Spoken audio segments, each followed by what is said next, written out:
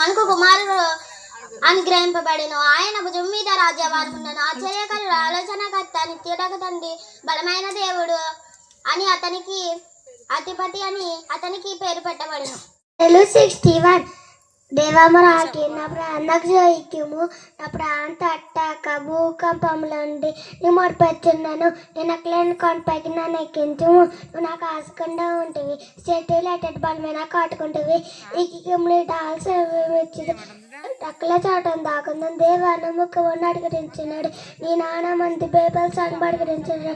రాజనికి తెరిచిన కాక సంచములు తలతములు తెరిచిన కాక దేవి సన్నిధి ఏదంతా నియమించిన కాక కాబట్టి ఎక్కువ ప్రశంస నియమించి తిన్నావు. నా ముక్కు పని చెల్లిసినట్లు నాన్నకి ఇచ్చి కీర్తించి మామయ్య. ఆయనను పూజించి తమ పెట్టెను విప్పి బంగారం సామ్రాణి బోలములు కానుకగా ఆయనకు సమర్పించిరి. మత్తయి 2:10-11.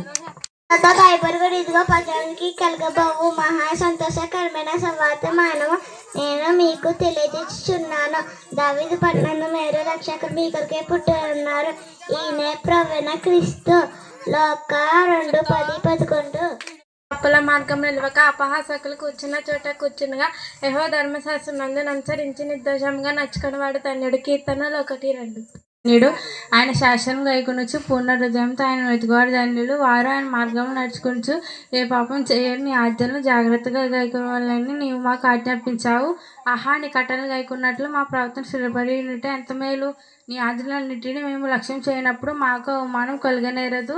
నీతి గల నీ న్యాయ విధులను మేము నేర్చుకున్నప్పుడు యథాహృదయంతో నేను నీకు కృతజ్ఞతాస్తుతులు చెల్లించేదను.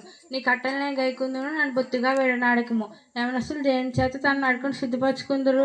నీ వాక్యం బట్టి దానిని జాగ్రత్తగా చూసినట్టు చేతనే కదా. నా పూర్ణ హృదయంతో నిన్ను వెతికి ఉన్నాను. నన్ను నీ ఆజ్ఞను విడిచి తిరిగినీయకము. నేను పాపం చేయకున్నట్లు నా హృదయంలో నీ వాక్యం ఉంచుకొని ఉన్నాను. యెహోవా, నీవే స్తోత్రం అందగిన వాడవు.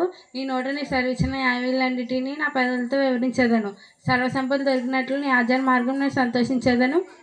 నీ కట్టలు నేను గైకుందును. నీ త్రోవలను నేను ధ్యానించేదని నీ వాక్యం బట్టి నేను మవ్వకిందును. నీ సేవకుడైన నేను బ్రతుకున్నట్లు నా ఎడల నీ దయారసము చూపుము. నీ వాక్యం అనుసరించి నడుచుకొనిచున్నాను. నీ ధర్మశాస్త్రం నందు ఆశ్చర్య సంగతులను చూసినట్లు నా కన్నులు తెరువుము. నేను భూమి మీద పరిదేశనై ఉన్నాను. నీ ఆజ్ఞలు నాకు మరుగు చేయకము. కీర్తనలు 119 1 చదవచ్చున్నాను.